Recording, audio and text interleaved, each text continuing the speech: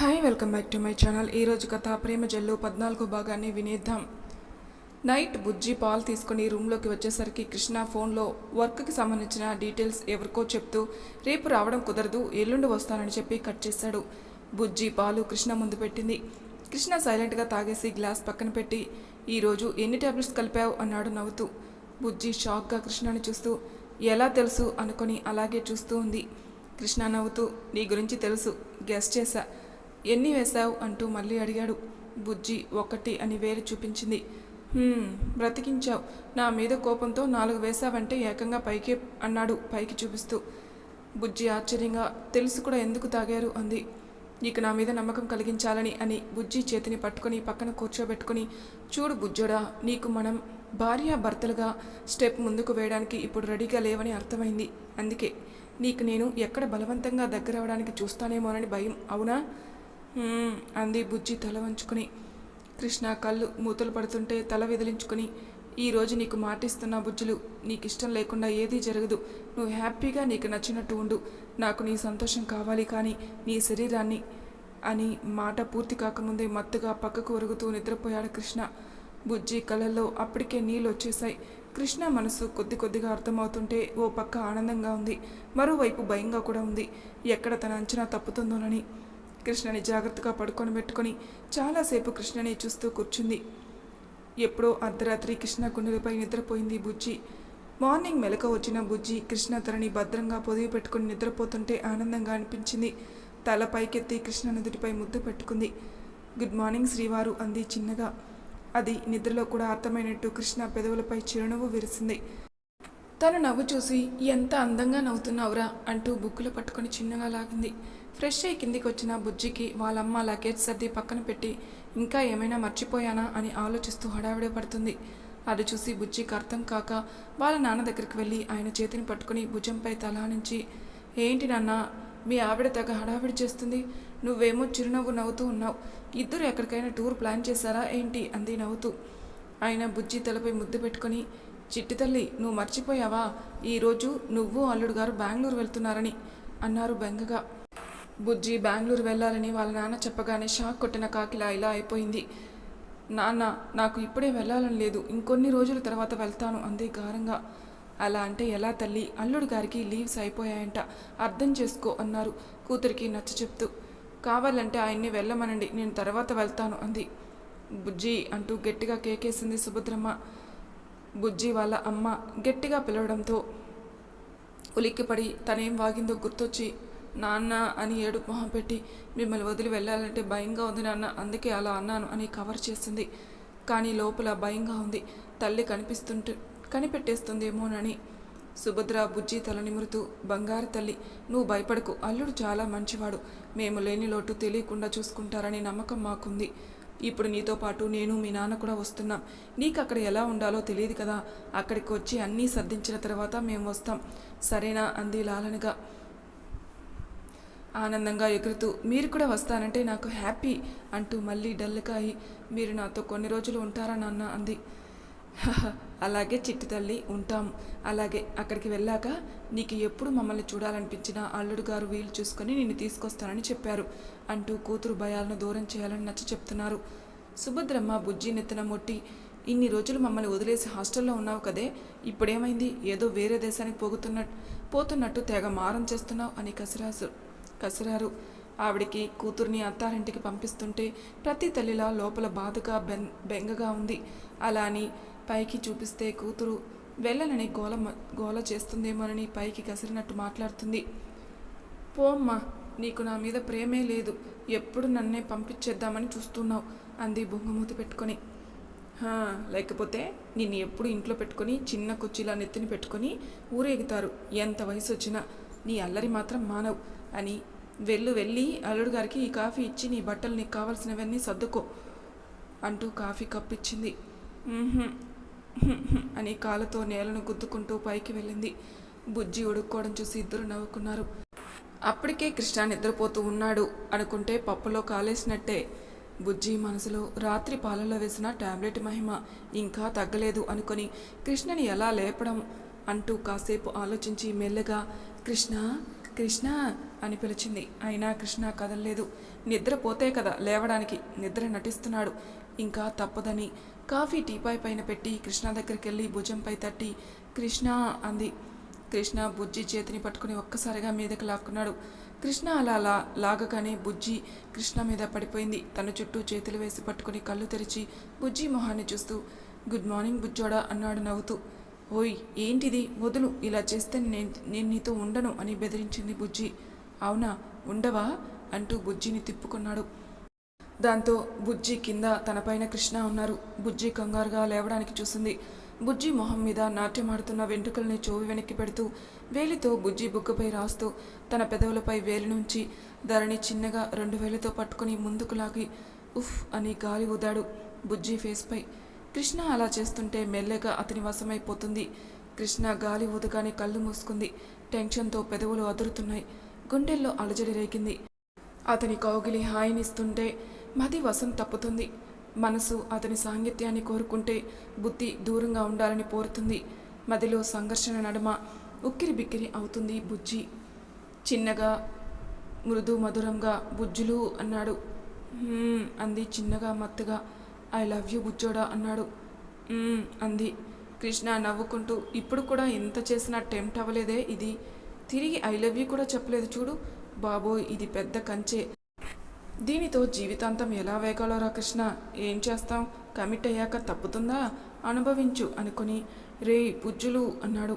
బుజ్జి ట్రాన్స్లో నుండి బయటకు వచ్చి కళ్ళు తెరిచి తనని అలా చూసుకుని కోపంగా ఏం చేస్తున్నావురా, వదులు, లే పైకి అంటూ చేతులతో కృష్ణని నెట్టడానికి చూస్తుంది.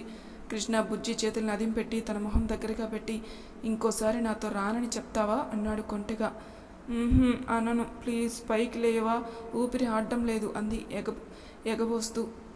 బుజ్జి అవస్థ చూసి టక్కున పైకి లేచి బుజ్జిని కూర్చోబెట్టి సారీనే, ఇదిగో వాటర్ తాగు అని బాటిల్ ఇచ్చాడు కంగారుగా. బుజ్జి సైలెంట్గా వాటర్ తాగేసి ఏమీ మాట్లాడకుండా తన బ్యాగ్ తీసుకుని అందులో బట్టలు సర్దుకుంటూ ఉంది.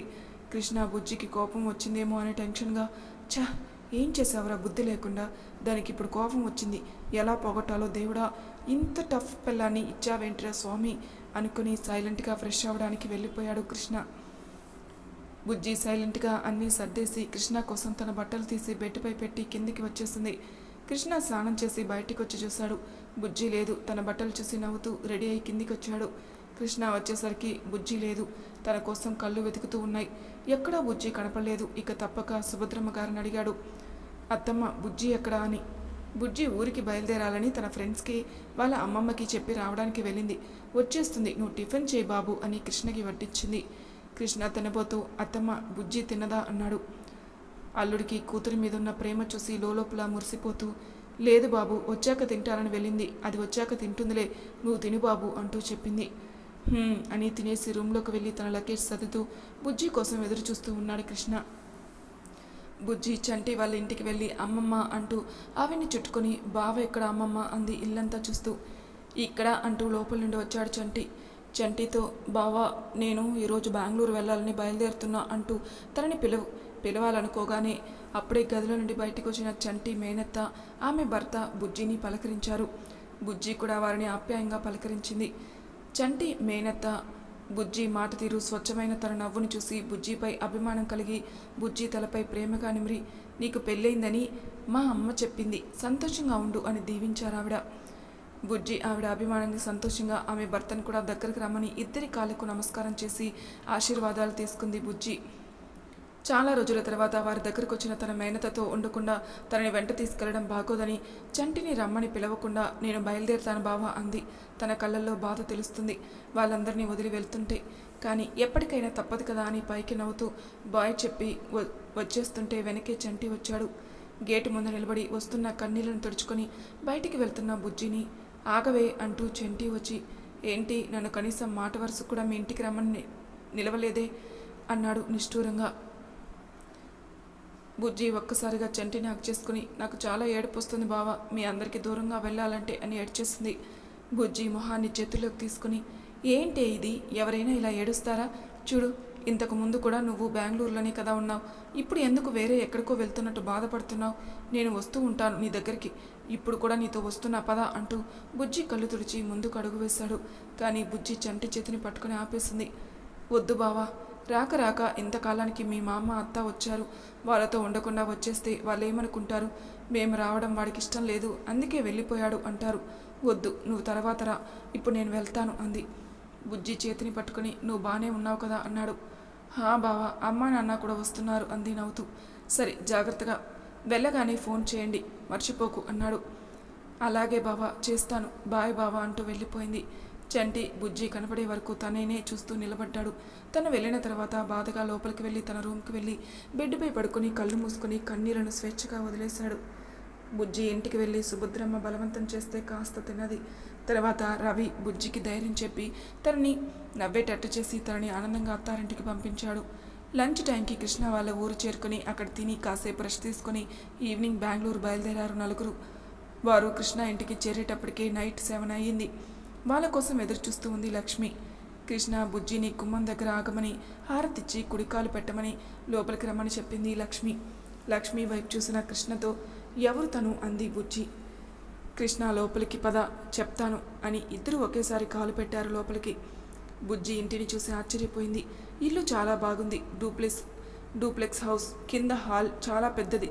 కిచెన్ ఒకవైపు ఉంది, మిగతా సైడ్ 3 బెడ్రూమ్స్ ఉన్నాయి, పైన 2 రూమ్స్, అక్కడ హాల్ కూడా బెడ్రూమ్కి ఆనుకుని ఉంది. బాల్కనీ ఉంది, అక్కడ పూల కుండీలతో నింపేశారు. బుజ్జికి చాలా చాలా నచ్చేసింది. ఊయల్లో కాసేపు కూర్చొని చూసింది. చేతితో మొక్కలను తాకి ఆనందపడింది. కృష్ణ బుజ్జి కళ్ళల్లో సంతోషం చూసి తనకు ఇల్లు నచ్చిందని హ్యాపీగా ఫీల్ అయ్యాడు. బుజ్జి మొదటిసారి ఇంట్లో దీపం పెట్టాలని ఫ్రెష్ అయ్యి రమ్మని చెప్పింది సుభద్రమ్మ. బుజ్జి కృష్ణ ఫ్రెష్ అయి వచ్చి దేవుడి గదిలో దీపం పెట్టి పూజ చేసి తర్వాత బుజ్జిని స్వీట్ చేయాలి అనడంతో లక్ష్మి బుజ్జి చేత కృష్ణ కేసరి ఇష్టంగా తింటారని అదే చేయించింది. బుజ్జికి లక్ష్మి చాలా నచ్చింది. రూమ్లో కృష్ణ లక్ష్మి గురించి చెప్పాడు. తను చాలా కాలంగా ఇక్కడే ఉంది, ఆమె భర్త కూడా ఇక్కడే ఉండి ఇల్లు గార్డెన్ చూసుకుంటారని చెప్పాడు. బుజ్జి మాట తీరు చూసి మా కృష్ణబాబుకి తగిన అమ్మాయే వచ్చింది అని సంతోషంగా ఉంది లక్ష్మి. డిన్నర్కి అప్పటికే లక్ష్మి వంట చేసేయడంతో అందరూ తినడానికి కూర్చున్నారు. మొదట బుజ్జి చేసిన కేసరి ఇచ్చింది. బుజ్జి తనకిష్టమైన స్వీట్ చేయడంతో కృష్ణ చాలా ఆనందపడ్డాడు. స్వీట్ నోట్లో పెట్టుకుని అలాగే బుజ్జి వైపు చూశాడు. బుజ్జి టెన్షన్గా చేస్తుంది, కృష్ణ ఏం చెప్తాడా అని. కృష్ణ నవ్వుతూ బుజ్జి చాలా చాలా టేస్టీగా ఉందిరా అని కప్లో ఉన్న స్వీట్ మొత్తం తినేశాడు. కృష్ణ అలా చెప్పగానే చాలా హ్యాపీగా ఫీల్ అయింది బుజ్జి. అందరూ ముఖ్యంగా సుభద్రమ్మ ఆశ్చర్యంగా ఎంత బాగా చేశావు బంగారు తల్లి అంది. రమణారెడ్డి గారు కూడా కూతురుని మెచ్చుకోలుగా చూసి బుజ్జి తలపై ప్రేమగా నిమిరి బుజ్జికి తినిపించారు. బుజ్జి ఆనందంగా వాళ్ళ నాన్న చేత తినిపించుకొని హాయిగా చాలాసేపు కబుర్లు చెప్పుకుంటూ ఉన్నారు. బుజ్జి వాళ్ళ నాన్న ఒడిలో నిద్రపోయింది. సుభద్రమ్మ కంగారుగా బుజ్జిని లేవడానికి చూస్తుంటే కృష్ణ ఆవిడికి లేపొద్దత్తమ్మ, తన జర్నీ చేసి బాగా టైర్డ్ అయినట్టుంది, నేను తీసుకెళ్తా అని బుజ్జిని జాగ్రత్తగా ఎత్తుకుని పైన తన రూమ్కి తీసుకెళ్లి పడుకోబెట్టాడు. బుజ్జి ముడుచుకొని పడుకోవడం చూసి నవ్వుతూ తనకు బ్లాంకెట్ కప్పి బుజ్జి నుదుటిపై ముద్దు పెట్టుకుని బుజ్జి పక్కన పడుకొని బుజ్జిని చూస్తూ నిద్రలోకి జారుకున్నాడు కృష్ణ. మరి తర్వాయి భాగంలో ఏం జరుగుతుందో నెక్స్ట్ ఎపిసోడ్లో తెలుసుకుందాం. అంతవరకు నా ఛానల్ని సబ్స్క్రైబ్ చేయని వాళ్ళు ప్లీజ్ సబ్స్క్రైబ్ చేసుకోండి, లైక్ చేసి షేర్ చేయండి, మీ అభిప్రాయాలు నాకు కామెంట్ రూపంలో తెలియజేయండి. Thank you for listening.